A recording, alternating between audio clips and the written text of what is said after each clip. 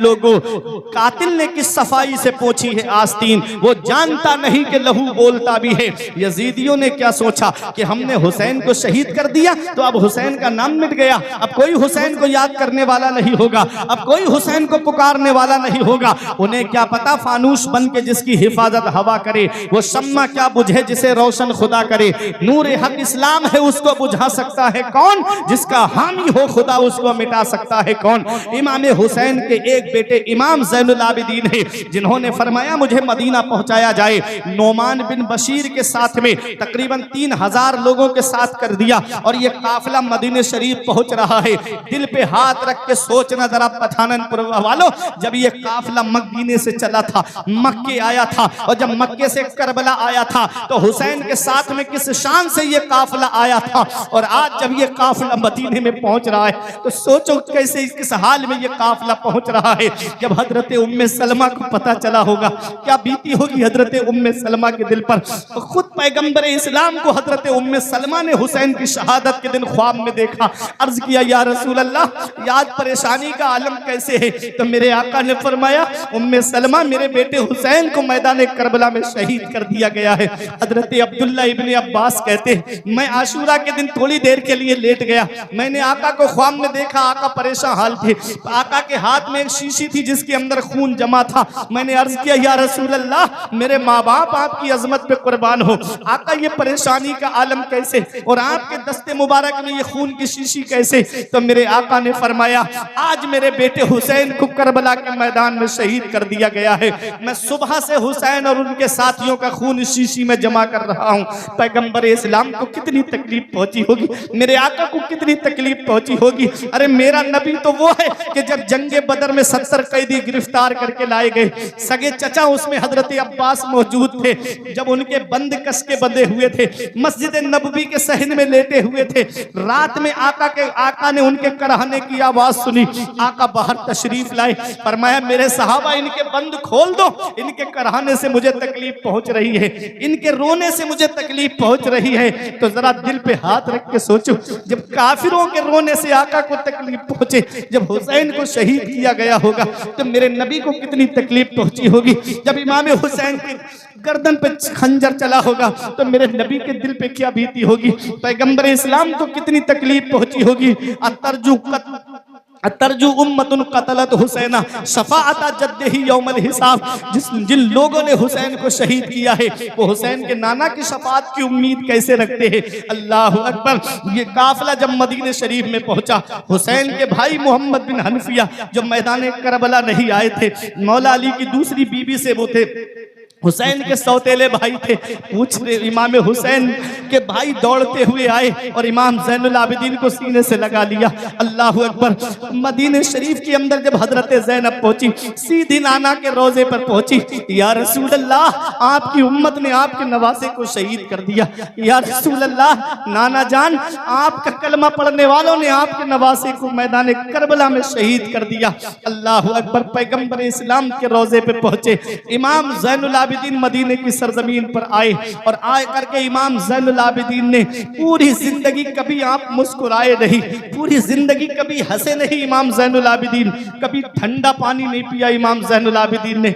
जब जब पानी सामने आता इतना रोते रोते आंखों से आंसू टपकने लगते। इमाम ज़ैनुल आबिदीन एक बार रास्ते से गुजर रहे थे, एक आदमी अपने बकरे को ज़िबा कर रहा था, पूछा क्या इसे कुछ खिला पिला लिया, कहा वो हुजूर 3 दिन से खिला पिला रहा हूँ। आप रोने लगे, एक तू है कि तू इस जानवर को 3 दिन से खिला पिला करके ज़िबा कर रहा है, और एक वो जालिम यजीद थी जिन्होंने मेरे बाबा को 3 दिन भूखा प्यासा मैदान करबला में शहीद कर दिया। ये इमाम ज़ैनुल आबिदीन है। मदीने शरीफ में आने के बाद आपने 2 काम किए थे, एक आपने मदरसा खोला था और एक आपने लंगर खाना खोला था। मदरसे में नाना की हदीस का दर्स देते थे, मदरसे में नाना की हदीस पाक को पढ़ करके सुनाते थे, मदरसे में कुरान का दर्स दिया करते थे। लोगों मदरसों की तरफ तवज्जो दिया करो। हुसैन के बेटे ने सबसे पहला काम मदरसा किया है, मदरसा खोला था आकर के। मदरसे तुम्हारी जरूरतों का नाम है, मदरसे तुम्हारी उमंगों का नाम है। जिस दिन ये मदरसे बंद हो गए उस दिन मुसल्ले खाली रह जाएंगे, इमाम तक नसीब नहीं होंगे। जिस दिन मदरसे बंद हो गए उस दिन नमाज जनाजा पढ़ाने वाला कोई तुमको आलिम नसीब नहीं होगा। जिस दिन मदरसे बंद हो गए उस दिन खिताब सुनाने के लिए जिम्मेदार आलिम तक तुमको नसीब नहीं होगा। इसलिए जलसों को हल्का कर दो, मदरसों को मजबूत करो। मत बुलाओ जलसों के अंदर 4-5 खतीबों को, एक आदमी की तकरीर को सुन लो और एक खतीब का पैसा बचा करके मदरसे में लगा दो। एक बच्चा भी अगर आपके पैसे से आलिम या हाफिज बन गया तो याद रखना कयामत में वो तुमको बख्शवाने के लिए काफी हो जाएगा। आज मदरसे हमने वीरान कर दिए और आज हम इधर उधर कामों में पैसे ज्यादा खर्च कर रहे हैं। हुजूर नजीब मिल्लत ने महररा शरीफ से फरमाया था, हुजूर रफीक मिल्लत का पैगाम दिल की तख्ती पे लिख के ले जाओ कि जलसे हल्के करो, मदरसे मजबूत करो। जब मदरसे मजबूत होंगे तो तुमको आलिम भी मिलेंगे, जिम्मेदार इमाम भी तुमको मिलेंगे। सुनो, दूसरा काम, आपने लंगर खाना खोला और लंगर खाना खोला, उस लंगर पर गरीब खाना खा के जाते थे, यतीम खाना खा के जाते थे, परेशान हाल आते खाना खा के जाते। एक दिन लंगर पे ऐसा आदमी आ गया जिसने इमाम हुसैन के सीने में नेजा मारा था। उधर मुख्तार तलाश कर रहा था, जिन्होंने इमाम हुसैन को शहीद किया था उन लोगों को एक भाग के मदीने में आ गया और आया भी तो इमाम हुसैन के बेटे के लंगर पे। आज हमारे बाप का कातिल हमारे सामने आ जाए, हम उसे जिंदा छोड़ेंगे? पता चल जाए कि इसने मेरे बाप को कत्ल किया है, क्या हम छोड़ेंगे? अरे बाप क्या, खानदान में अगर किसी को कत्ल कर दिया जाए और वो नजर के सामने आ जाए तो फौरन जख्म ताजा हो जाता है कि इसने मेरे फला परिवार के आदमी को कत्ल किया है। मगर वह मेरे हुसैन के बेटे, तेरी अजमतों को सलाम हो। इमाम ज़ैनुल आबिदीन के लंगर पर जब वो शख्स आया तो आपने गुलाम से फरमाया, इसे ठंडा पानी पिलाओ, इसे ताज़ा खाना खिलाओ। एक दिन खाया चला गया, दूसरे दिन फिर आ गया, फिर ठंडा पानी पिलाया, खाना खिलाया, फिर चला गया, फिर तीसरे दिन आ गया। इमाम उसने सोचा मुझे पहचाना नहीं, इमाम ज़ैनुल आबिदीन ने मुझे पहचाना नहीं।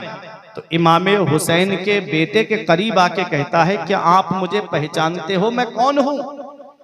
अब आपने फरमाया, जालिम, मैं तेरा चेहरा कैसे भूल सकता हूं, तू ही तो वो जालिम है जिसने मेरे बाबा के सीने में नेजा मारा था। जब पहले दिन तू आया था तभी मैंने तुझे पहचान लिया था। कहा फिर मुझे खाना खिलाया आपने, मुझे पानी पिलाया। अरे अपने दुश्मन को तो कत्ल कर देना चाहिए था आपको, आपने मुझे खाना और पानी क्यों पेश किया? तो इमाम ज़ैनुल आबिदीन ने फरमाया, जब हम तेरे यहाँ मेहमान बन के गए थे कूफे में तो तूने जो हमारे साथ सुलूक किया वो तेरी मेहमान नवाजी थी। आज तू हमारे नाना के मदीने में आया है, तुझे खाना खिला रहे हैं, हमारी मेहमान नवाजी है। तुझे पानी पिला रहे हैं, ये हमारी मेहमान नवाजी है। खुद खाते नहीं थे, औरों को खिलाते थे।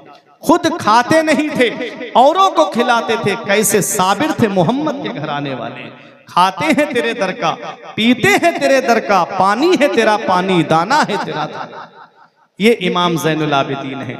मदीने शरीफ में तकरीबन 100 से ज्यादा परिवार ऐसे थे जिसका टोटल खर्चा इमाम ज़ैनुल आबिदीन उठाए हुए थे। पता भी नहीं चलता मदीने शरीफ में उन गरीबों को कि हमारे घर खाना कौन पहुंचाता है, हमारे घर पे राशन कौन पहुंचाता है।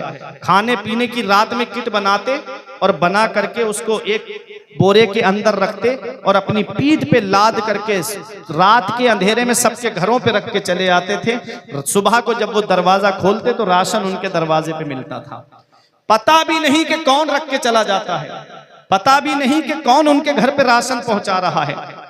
इमाम ज़ैनुल आबिदीन के बेटे इमाम मोहम्मद बाकिर ने कहा, बाबा अब आप बुजुर्ग हो गए हो, बुजुर्गी का आलम है, आप मुझे इजाजत दे दो, आपका बेटा जवान है, मैं ये सारा सामान उनके घरों पे पहुंचा करके आ जाता हूं। तो इमाम ज़ैनुल आबिदीन ने फरमाया, बेटा अगर मैं तुझे ये सामान रखने के लिए भेजूंगा तो मुझे उन लोगों के नाम भी तुझे बताना पड़ेंगे और मैं नहीं चाहता कि किसी मुसलमान का नाम जाहिर हो जाए कि मदीने में फला परिवार गरीब का है। मैं नहीं चाहता कि उनके बारे में किसी को पता चले कि ये गरीब का परिवार है। नाम भी नहीं बताया।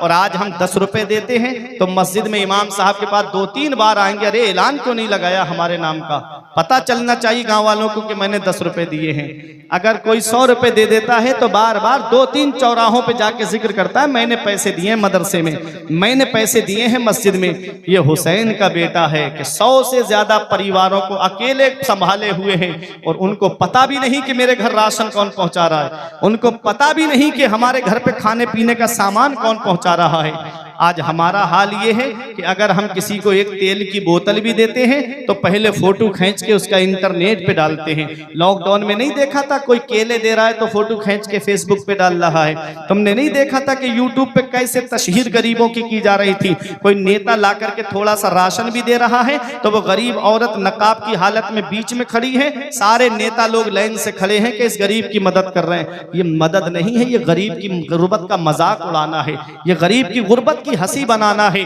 ऐ लोगों देखो मदद कैसे की जाती है। इमाम ज़ैनुल आबिदीन ने कैसे मदद की, उनके नाम नहीं बताए इमाम ज़ैनुल आबिदीन ने।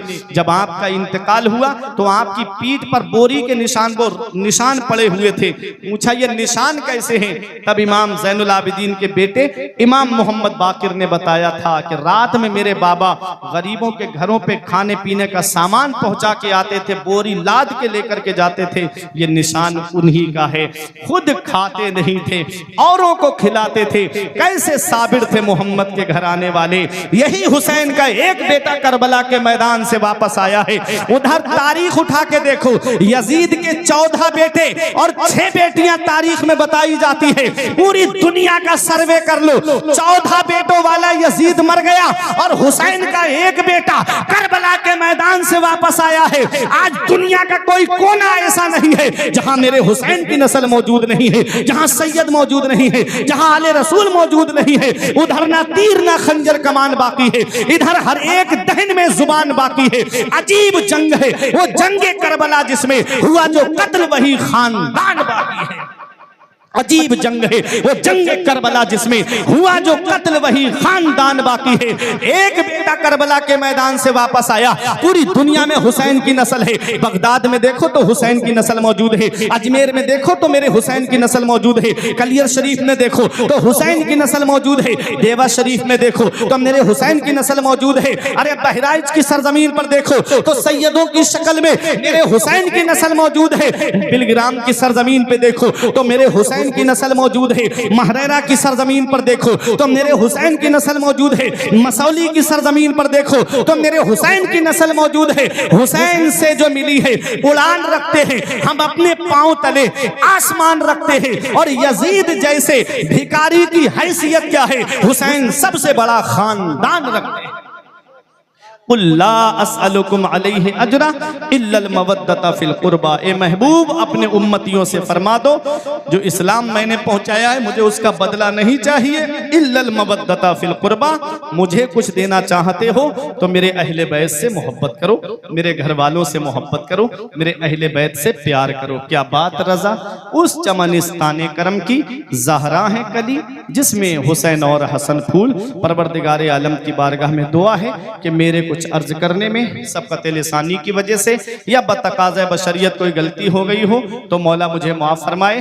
अस्तगफिरुल्लाह रब्बी मिन कुल्ले ज़ंबिन व अतूबु इलैहि। कलमा तय्यब पढ़े मेरे साथ मिलकर के ला इलाहा इल्लल्लाहु मुहम्मदुर रसूलुल्लाह।